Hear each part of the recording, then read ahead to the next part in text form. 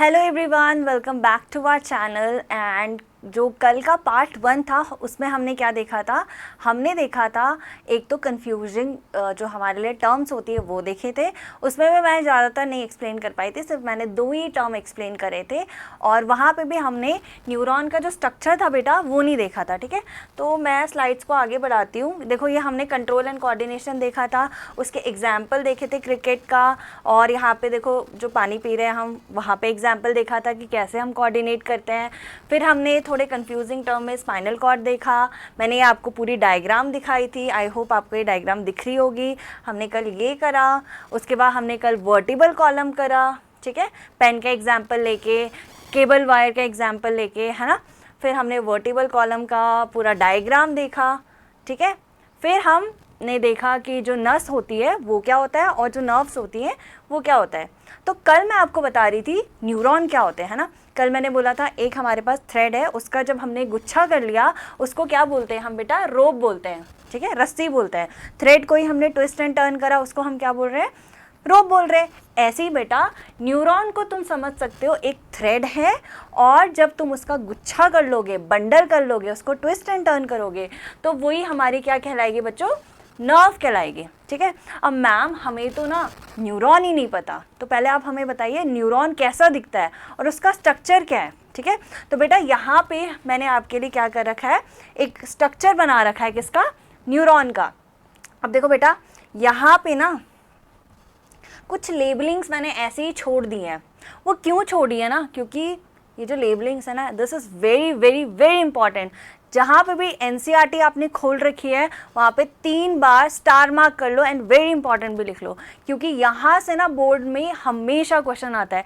या तो आपको ड्रॉ करने के लिए दे देगा न्यूरॉन, या तो ऐसे ही स्ट्रक्चर जैसे मैंने आपको दे रखा है ना, ऐसा ही स्ट्रक्चर दे देंगे और यहाँ पे वो ऐसे दे देंगे कि जो है ए पार्ट को आप लेबलिंग करो, बी पार्ट को आप लेबलिंग करो। ठीक है, तो आपको लेबल करना भी आना चाहिए डायग्राम। तो मैं आपके साथ अभी लेबल करती हूँ।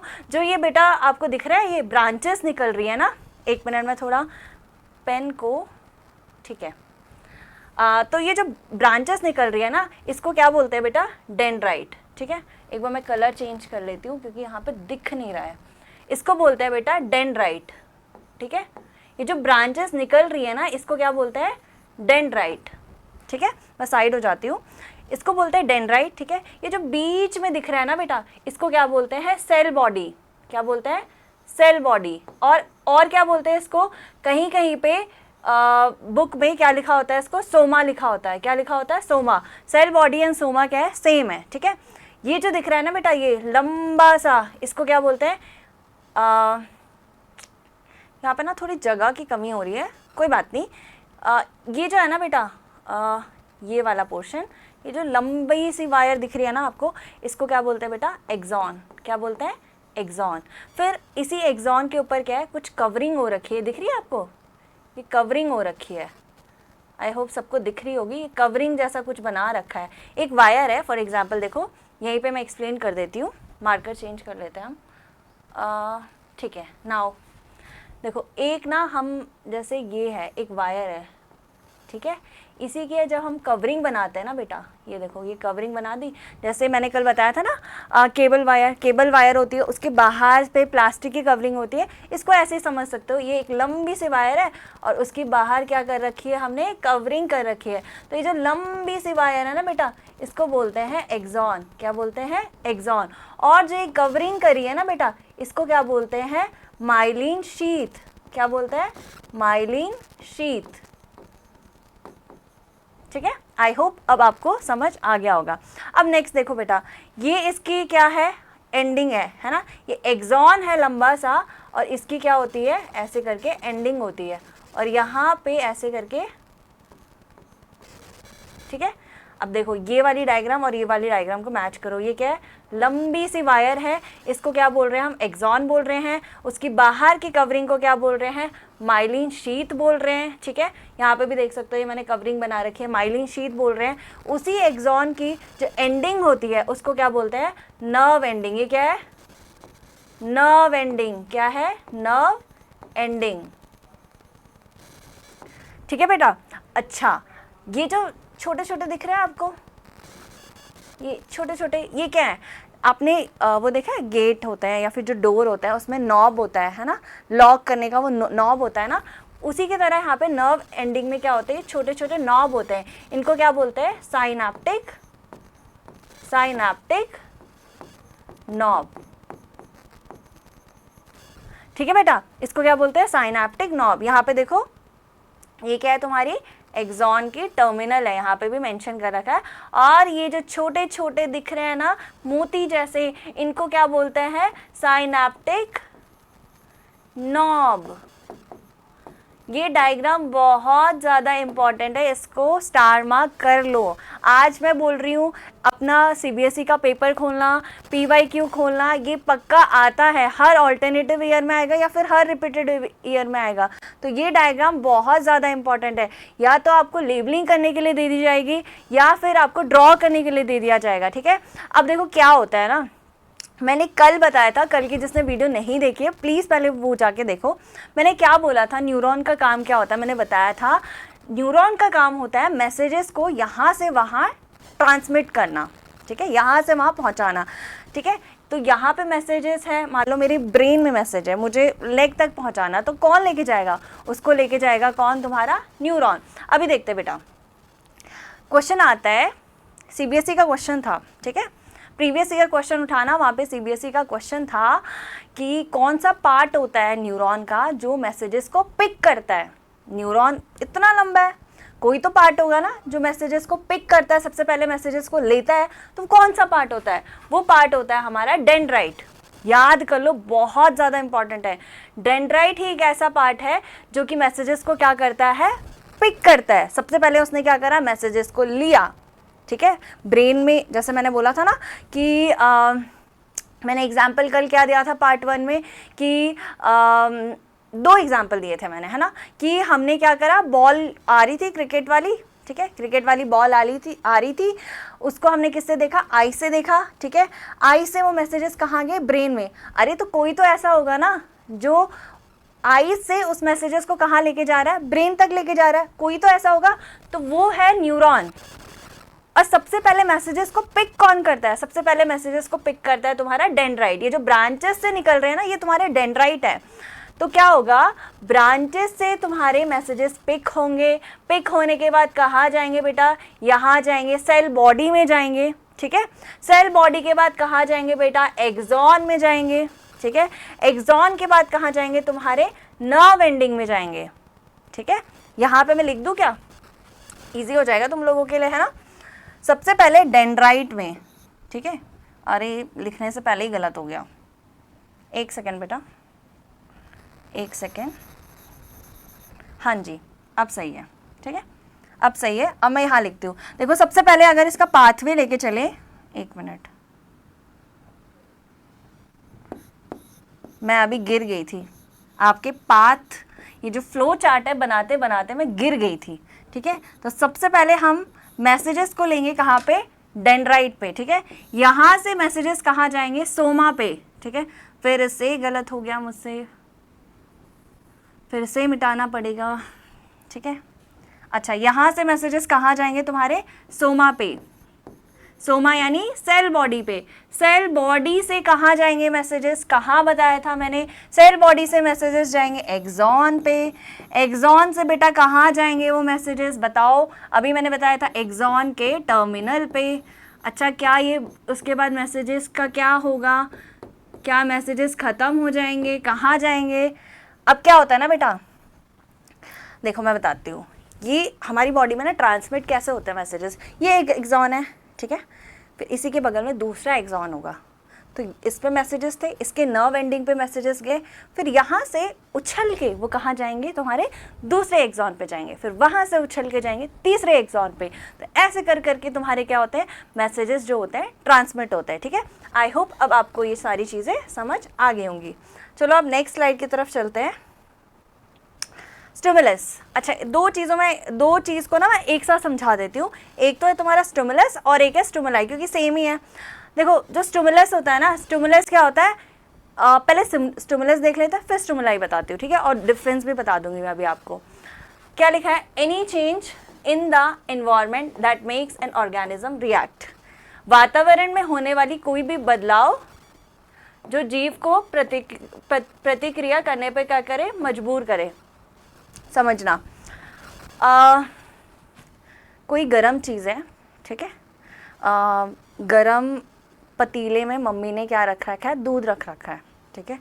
मम्मी ने वो पतीले को क्या करा, दूध उबल चुका है वो रख दिया नीचे, हमें नहीं पता था, हम बिस्किट चुराने या कुछ चुराने गए, ठीक है, गए किचन में, ठीक है, हमारा गलती से हाथ क्या हो गया, टच हो गया उस पतीले पे, ठीक है, हमने हाथ को एकदम से हटा लिया, हटाया ना, तो वो जो चेंज हो आया ना हमारे सराउंडिंग में तो चेंज आया, सराउंडिंग में क्या चेंज आया कि हमें गरम गरम पतीला क्या हुआ, फील हुआ, टच हुआ, तो वही जो चेंज है ना उसी को क्या बोल रहे हैं, स्टिमुलस बोल रहे हैं। वो जो चेंज है उसको क्या बोल रहे हैं, स्टिमुलस बोल रहे हैं। और वो चेंज क्या था, जो वो हॉट सा पतीला था वो हमने टच किया, वो क्या है, स्टिमुलस है, ठीक है। Touching a hot object, hearing a loud sound, कभी एकदम से जो हॉर्न होते हैं वो बजता है ना, तो हम साइड हो जाते हैं या कान बंद कर लेते हैं, तो क्या हुआ, वो चेंजेस आए ना सराउंडिंग में, तो वही क्या है, हमारा स्टिमुलस है। अगर एक चेंज आ रहा है सराउंडिंग में तो उसको बोलेंगे स्टिमुलस, अगर बहुत सारे चेंज आ रहे हैं तो उसको क्या बोलेंगे, स्टिमुलाई। तो स्टिमुलस एक क्या है, सिंगुलर वर्ड है, और स्टिमुलाई क्या है, हमारा plural word. Plural of stimulus is known as your stimuli. I hope समझ आ गया होगा। अब नेक्स्ट चलते हैं बच्चों रिसेप्टर्स की तरह। रिसेप्टर्स क्या होते हैं, पहले इंग्लिश में देख ले, एग्जाम्पल देख ले, फिर मैं आपको एक्सप्लेन करूँगी। द स्पेशल सेंस ऑर्गन और cell that detects the stimulus, जैसे कि क्या है, आईज, ईयर्स, स्किन, ठीक है। हमारी बॉडी में कुछ ऐसे स्पेशल सेल्स हैं जो कि इस स्टिमुलस को क्या करते हैं, रिसीव करते हैं। फॉर एग्जाम्पल, हमारे आँख में एकदम से किसी कार ने फ्लैशलाइट मारी, ठीक है, हमारे आँखों ने क्या कर लिया, अपनी आँखों को क्लोज कर लिया, ठीक है। तो आँखों में कुछ तो ऐसे सेल्स होंगे ना जिन्होंने वो जो फ्लैश लाइट है उसको डिटेक्ट किया होगा, है ना, तो उसी को क्या बोलते हैं हम, रिसेप्टर। रिसेप्टर्स वो सेल्स होते हैं जो स्टिमुलस को क्या करेंगे, रिसीव करेंगे, ठीक है। जैसे आँखों में भी रिसेप्टर्स होते हैं, जैसे मैंने गरम पतीला छुआ तो हाथ में भी क्या होंगे, हाथ की जो मसल्स होंगे वहाँ पे भी क्या होंगे, कुछ ना कुछ क्या होंगे, रिसेप्टर्स होंगे जिन्होंने वो जो स्टिमुलस था उसको क्या करा, रिसीव करा, ठीक है। ऐसे एक और चीज़ बताती हूँ, जा रहे हैं हम रोड क्रॉस करने, पीछे से किसी ने एकदम से हॉर्न बजाई, तो कानों में भी क्या होंगे, कुछ तो रिसेप्टर्स होंगे, कुछ तो ऐसे सेल्स होंगे ना जिन्होंने वो सुना हॉर्न को और हमने कान बंद कर लिया, फिर साइड हो गए, है ना। तो रिसेप्टर्स क्या होते हैं, जो रिसीव करेंगे सिग्नल्स को, ठीक है। नेक्स्ट टर्म देख लेते हैं। नेक्स्ट टर्म तुम्हारा क्या है, इफेक्टर। इफेक्टर को पहले इंग्लिश में देख लेते हैं। द ऑर्गन और द मसल और the gland that act according to the message from spinal cord और ब्रेन। जैसे कि एग्जाम्पल क्या है, हैंड मसल्स पुलिंग बैक। समझाती हूँ, गरम पतीला टच किया था, किया, क्या पढ़ रहे हैं हम, इफेक्टर पढ़ रहे हैं, ठीक है। गरम पतीले को हमने टच किया और ब्रेन तक सिग्नल गया, और फिर क्या हुआ, ब्रेन ने बोला अरे हाथ हटा लो, तो हमने अपने जो हाथ के मसल्स थे उसको क्या कर लिया, हटा लिया, एकदम से हटाया ना। तो वो जो हाथ के मसल्स है जिनको हमने हटाया है वो क्या है, हमारे इफेक्टर्स है, ठीक है। तो यहाँ पे मैंने लिखा है hand muscles pulling back, hand के मसल्स को हमने क्या करा, पीछे ला दिया, तो वही क्या है, हमारे इफेक्टर्स है बच्चों, ठीक है। ओके, नेक्स्ट इज रिस्पॉन्स, ठीक है।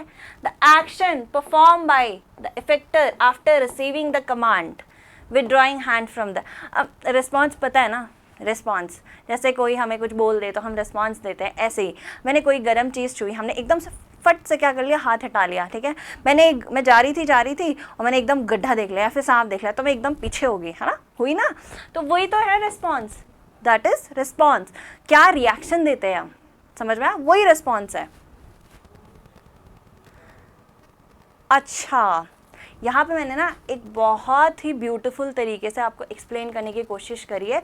जितने भी अभी तक हमने टर्म्स पढ़े हैं ना, इफेक्टर, रिस्पॉन्स और स्टिमुलस और मैसेजेस, मतलब बहुत सारे टर्म्स को मैंने एक साथ क्या कर रखा है, मैकेनिज्म के थ्रू बता रखा है। और यहाँ पे बहुत ही प्यारी सी एक डायग्राम है, इसके थ्रू समझते हैं, ठीक है, तो आपको जल्दी समझ आएगा। देखो यहाँ पे क्या है, कैंडल है, कैंडल जला रखी है, मैं थोड़ा ना इधर हो जाती हूँ, कैंडल है, क्योंकि मैं अभी यहाँ पे गिरी हूँ, फिर से गिर जाऊँगी, ठीक है। यहाँ पे कैंडल है, कैंडल से फ्लेम निकल रही है, ठीक है। फ्लेम, ये कैंडल है, ये फ्लेम निकल रही है, ठीक है। अब हमने क्या करा, एकदम से हाथ हटा लिया, तो वो जो हाथ हटाया है ना, वो तो हमारा क्या हो जाएगा, वो होगा हमारा रिस्पॉन्स, ठीक है। अब सुनो, ये लिखा है मैंने स्टिमुलस। ये जो कैंडल है ना बेटा, ये जो कैंडल है, this candle is called stimulus, क्योंकि इसी से हमें क्या मिल रही है, हीट मिल रही है ना। तो स्टिमुलस क्या है, चेंज क्या है सराउंडिंग में, चेंज यही तो है कि हीट देगी है ना। तो कैंडल इज योर स्टिमुलस। अब जो स्टिमुलस है उसको मैंने बोला ना, हाथों के जो मसल्स होते हैं उसमें क्या होते हैं, कुछ ना कुछ रिसेप्टर्स होते हैं जो उस चीज़ को रिसीव करेंगे। तो हीट को रिसीव कौन करेगा, हीट को रिसीव करेंगे तुम्हारे हाथों के जो है मसल्स हैं, यहाँ पे रिसेप्टर्स होता है। तो रिसेप्टर्स क्या करेंगे, उसको रिसीव करेंगे। तो जो रिसीव करते हैं उसको क्या बोलते हैं, रिसेप्टर्स। फिर क्या होगा, रिसीव किया, अब इसको, इस हीट को कौन लेके जाएगा, ब्रेन तक या स्पाइनल कॉर्ड तक, कौन लेके जाएगा, तुम्हारे न्यूरॉन्स लेके जाएंगे, है ना। देखो यहाँ लिखा हुआ है, जो पेन है, पेन फील होगा हमें, जैसे ही कैंडल पे हम हाथ लगाएंगे हमें पेन फील होगा। फिर क्या होगा, तीसरे नंबर पे मैंने क्या लिखा है, signal sent along sensory neuron. अभी तुम्हें मुझे पता है सेंसरी न्यूरॉन भी नहीं पता, न्यूरॉन तो पता है ना, न्यूरॉन याद रखो, सेंसरी न्यूरॉन अभी हम करने वाले हैं। तो ये जो सिग्नल है ये न्यूरॉन लेके जाएगा, कहाँ तक लेके जाएगा, तुम्हारे स्पाइनल कॉर्ड तक लेके जाएगा या ब्रेन तक लेके जाएगा, ठीक है। तो इसको जो ये सिग्नल है इसको कौन लेके जाएगा, तुम्हारा न्यूरॉन, ठीक है। अब क्या होगा, सिग्नल जो है कहाँ चला जाएगा, ब्रेन तक या स्पाइनल कॉर्ड तक चला गया, ठीक है। फिर जो ब्रेन और स्पाइनल कॉर्ड है वो बोलेंगे अरे हाथ हटा लो, है ना। तो ब्रेन भी क्या करेगा, उस मैसेज को कहाँ भेजेगा, तुम्हारे हैंड तक। तो वो जो मैसेज है ना ब्रेन से कहाँ तक जा रहा है, तुम्हारे हैंड तक, वो भी कौन लेके जाता है, तुम्हारे न्यूरॉन, ठीक है। तो यहाँ से देखो तुम्हारे न्यूरॉन ने क्या करा, सिग्नल को लेके गया हैंड तक। फिर तुम्हारा जो मैसेज था वो कहाँ पहुँचा, इफेक्टर तक। इफेक्टर कौन है, तुम्हारा हाथ के मसल्स। तुमने हाथ को हटा लिया तो तुम्हारा जो इफेक्टर हो गया वो क्या हो जाएगा, हाथ के मसल्स, ठीक है। तो ये हमने डायग्राम से क्या कर लिया, देख लिया। यही वही मैकेनिज्म मैंने इंग्लिश में लिखा है, आप अगर ये लिख दोगे मैकेनिज्म तो बहुत अच्छे मार्क्स मिलेंगे, ठीक है। ओके, अभी तक तो सारी टर्म्स पढ़ी थी हमने, है ना। अब हम पढ़ते हैं नर्वस सिस्टम। एक्चुअल में चैप्टर यहाँ से स्टार्ट होता है। आई नो बहुत सारे लोगों को लग रहा होगा 2 पार्ट तो ऐसे ही कवर कर दिए, ऐसे नहीं था। अब जब हम चैप्टर पढ़ेंगे ना तो बहुत सारी टर्म तुम्हें ऑलरेडी आती होंगी, समझ में आ रहा है। तो अब हमें ज़्यादा एक एक टर्म डिस्कस करने की ज़रूरत नहीं पड़ेगी, ठीक है। तो अब हम चलते हैं नर्वस सिस्टम की तरफ, ठीक है।